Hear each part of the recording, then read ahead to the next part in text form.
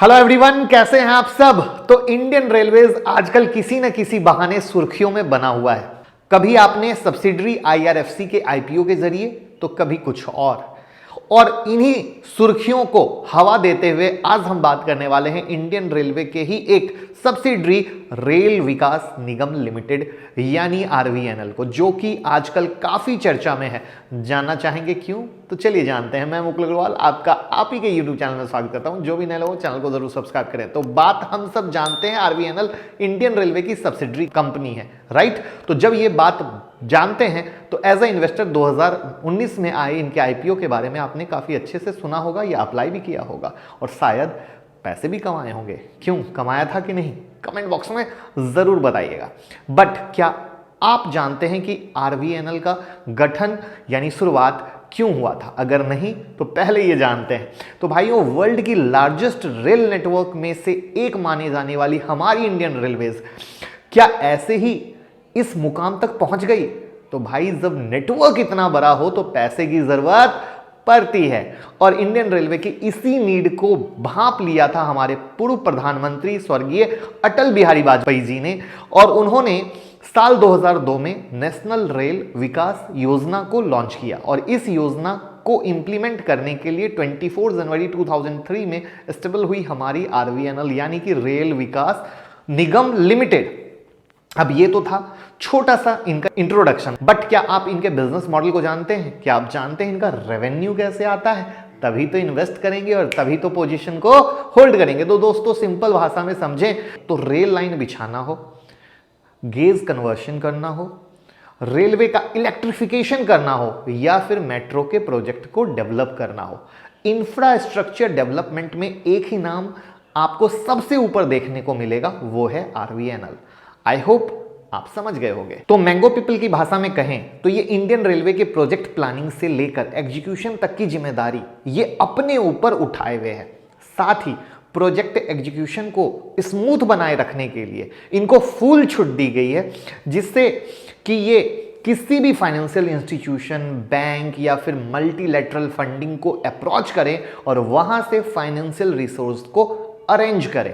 अब जहां तक आरवीएनएल के खुद के एक्सपेंडिचर की बात करें तो भैया यहां पे ये पूरी तरीके से यूनियन बजट एलोकेशन पे डिपेंड करता है।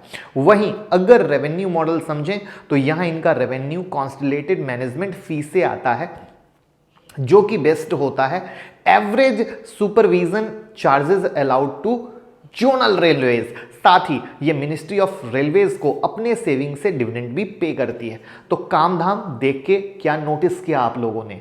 जी हां, आरवीएनएल पूरे तरीके से इंडियन रेलवे पे डिपेंड करती है और इनके बिना ये समझ लीजिए जैसे एक बेजान शरीर के बराबर है और कुछ नहीं। यानी इनकी आत्मा है रेलवे और ये है शरीर। और जब इंडियन रेलवे ही इनके अंदर जान फूंकता है तो चलिए देखा जाए इनके फाइनेंशियल में कितना दम है। आपको यहां स्क्रीन पे दिख रहा होगा 2017, 18, 19, 20। अब अगर इनके टोटल रेवेन्यू की बात करें तो साल दर साल फिगर बढ़ता हुआ आपको दिख रहा है, जो बताने की नीड नहीं है। अगर नेट इनकम की बात करें तो नेट इनकम भी साल दर साल लगातार बढ़ा है।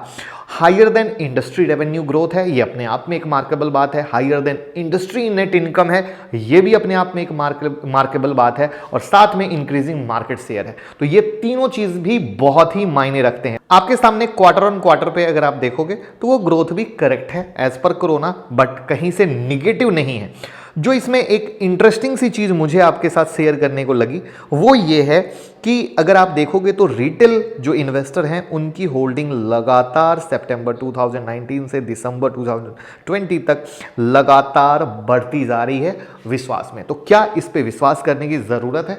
इसको हम जानते हैं।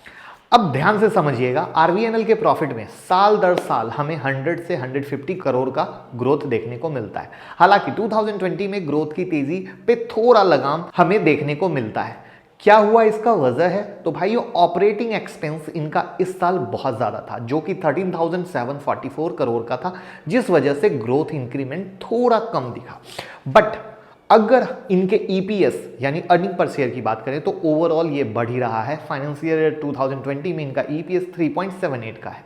अब एक नजर इनके बैलेंस शीट पर भी डाल लेते हैं, तो अगर इनके लास्ट 5 इयर्स के डेट टू इक्विटी रेशियो को देखते हैं तो ये 73.23% का है, जो कि थोड़ा ज्यादा है। बट अगर इसी फिगर को हम इनके इंडस्ट्री एवरेज से कंपेयर करेंगे तो जनाब यहां कहानी कुछ और है। जहां इंडस्ट्री एवरेज 620.34% का हमें शो हो रहा है, उस हिसाब से इनका डेट टू इक्विटी रेशियो बहुत सही है। वहीं अब अगर हम करंट रेशियो को देखें तो ये भी अपने इंडस्ट्री एवरेज से कंपेयर करने में काफी अच्छा है, जो कि 220.33% का है। फाइनेंशियल से आगे बढ़ने से पहले आपको एक फन फैक्ट बताता हूं। क्या आप जानते हैं आरवीएनएल पहली ऐसी कंपनी है जो मेमू कोच सेल मैन्युफैक्चर कर रही है। अब इसके लिए ये सेटअप प्लान किया है मराठवाड़ा में। अब ये फैक्ट क्यों शेयर किया है आपसे, इसकी वजह यह है कि अगर ये जो हो रहा है इससे इनकी रेटिंग बहुत अच्छी बढ़ जाएगी। चलिए अब बात करते हैं, उस फिगर पे चलते हैं जो हमारे इन्वेस्टर भाइयों के जेब पे सीधा असर डालती है। जी हाँ, प्राइस चार्ट। तो जैसा कि हम सब जानते हैं ये कंपनी 2019 में लिस्ट हुई, तो अगर तब से लेके अब तक का सफर हम देखें तो मार्केट में इंसेप्शन से लेके अब तक आरवीएनएल ने 65.61% का रिटर्न दिया है। वहीं अगर हम 1 ईयर का रिटर्न देखें तो ये 25.94% का आता है। मार्च 2020 में इस कंपनी ने अपना ऑल टाइम लो 10 रुपीज का बनाया।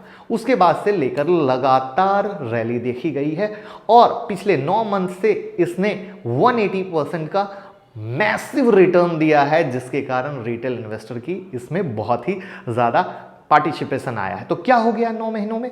कोई प्रोजेक्ट मिल गए बहुत बड़े। चलिए जानते हैं इस बात को, कौन सा ऐसा कारण है जिसने इस रैली को हवा दी, क्योंकि वो जानना बहुत ज्यादा जरूरी है। तो खबर ये है कि गवर्नमेंट ऑफ इंडिया आरवीएनएल में अपनी 15% होल्डिंग हल्का करने का प्लान कर रही है ओएफएस के थ्रू, और इसके लिए अक्टूबर 2020 में department of investment and public asset management की तरफ से एक नोटिस भी जारी हुआ था, जिसमें डिसइन्वेस्टमेंट के लिए मर्चेंट बैंकर और सेलिंग ब्रोकर को इंगेज की बात की गई थी। तो अब ओएफएस की बात आते ही कुछ दिमाग में घंटी बजी या नहीं बजी? नहीं बजी तो हम बता देते हैं, जिससे आपको पिक्चर और साफ और स्पष्ट क्लियर हो जाए। आईआरसीटीसी कुछ याद आया, एचएएल कुछ याद आया। जब भी ओएफएस आया उसमें एक बड़ी चाल देखी गई और उस बड़ी चाल के बाद गिरावट। तो कहीं आरवीएनएल में उसके पीछे कुछ ऐसा तो नहीं है? ये देखने वाली बात होगी, क्योंकि ओएफएस का रिकॉर्ड कुछ इसी तरीके का होता है कि ओएफएस पे चीज़ें रैली करती हैं। तो हमें इस चीज़ पे बहुत ही ध्यान देने की ज़रूरत होगी। लेकिन ओवरऑल कॉन्सेप्ट करें तो फ्यूचर प्रोस्पेक्ट बहुत अच्छे हैं। नो डाउट कंपनी में ग्रोथ पोटेंशियल है।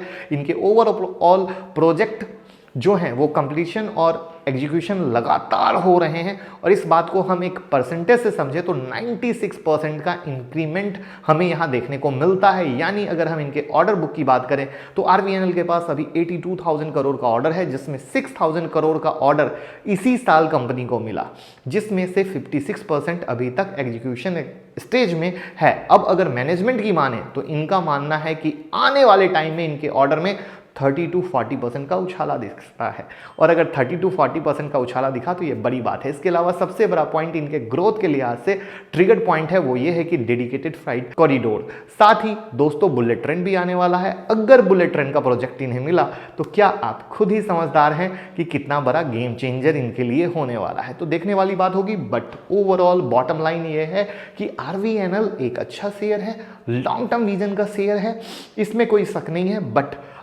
जब ओएफएस आएगा उसके बाद वो क्या प्राइस पे आता है वो एक बड़ी चीज होगी, जहां हमें नजर रखने की जरूरत है।